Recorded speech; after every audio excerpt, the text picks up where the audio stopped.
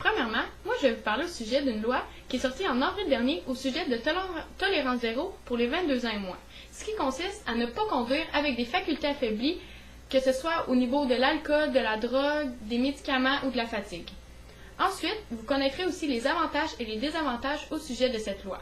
Premièrement, les plus grands désavantages seraient probablement de ne pas pouvoir justement aller boire une bière avec des amis, peu importe la situation. Exemple, quand vous êtes à l'université, décidez « Ah, mais je vais aller passer l'après-midi chez mon ami, je vais boire une ou deux bières. » Ce n'est plus permis. On ne parle pas ici d'être complètement sous, de plus avoir connaissance des gestes ou des paroles qu'on fait, mais seulement de boire une bière. C'est pas ça mais c'est seulement parce que des personnes ont trop exagéré que ça finit que c'est nous qui payons pour justement ces genres de personnes-là.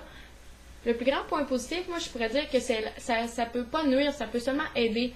On peut pas dire que ça va réduire extrêmement les risques, que ça va les augmenter extrêmement. Je peux juste dire que ça va aider à la situation pour justement diminuer le risque ou les blessures, les accidents ou tout genre qui peut être causé à cause de facultés affaiblies au volant.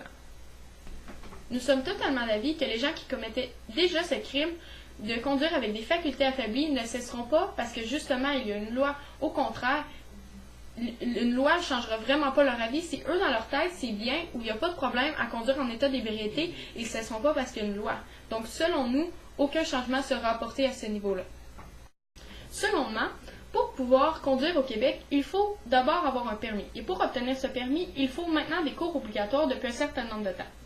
Ça, c'est pour tous les jeunes, peu importe, pas seulement les jeunes, les personnes âgées ou les adultes qui désirent avoir un permis, il faut l'obtenir à l'aide d'un cours obligatoire.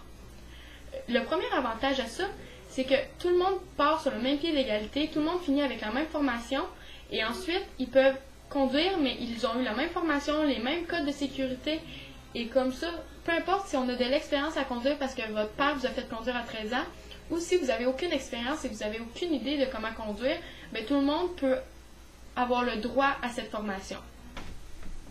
Le plus grand des avantages est probablement le coût, car c'est assez dispendieux, c'est environ 1000 $. Donc, c'est pas n'importe qui peut s'offrir ça. Si l'enfant, que ses parents n'ont pas vraiment les moyens et qui décide de se le payer avec sa propre argent, s'il n'a pas d'économie, n'a pas d'emploi de fin de semaine, ça peut devenir assez dispendieux.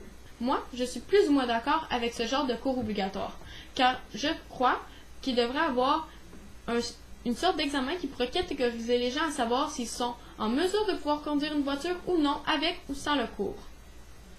Donc, troisièmement, je vais vous parler de la loi 48 qui correspond à faire respecter les voitures âgées de plus de 7 ans ou encore les voitures qui sont un peu plus polluantes que la moyenne. Donc, cette loi-là, on l'a choisie parce que bien sûr, comme vous le savez probablement, les jeunes ne sont plus portés à posséder les voitures comme celles qu'on vient de parler, celles qui sont plutôt âgées, qu'on appelle communément les bazous.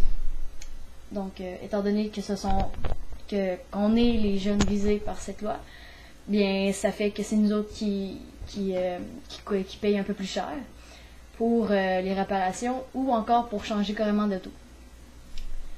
Le seul point négatif que j'ai trouvé, un des seuls en fait, c'est pour l'environnement. Donc bien sûr, un char qui pollue trop, qui se fait réparer, ben, c'est un char qui pollue moins après. C'est plutôt logique.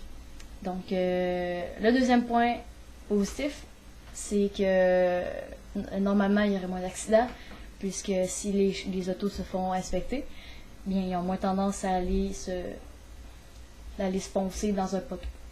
Donc, le moteur ne vous lâchera pas d'en face.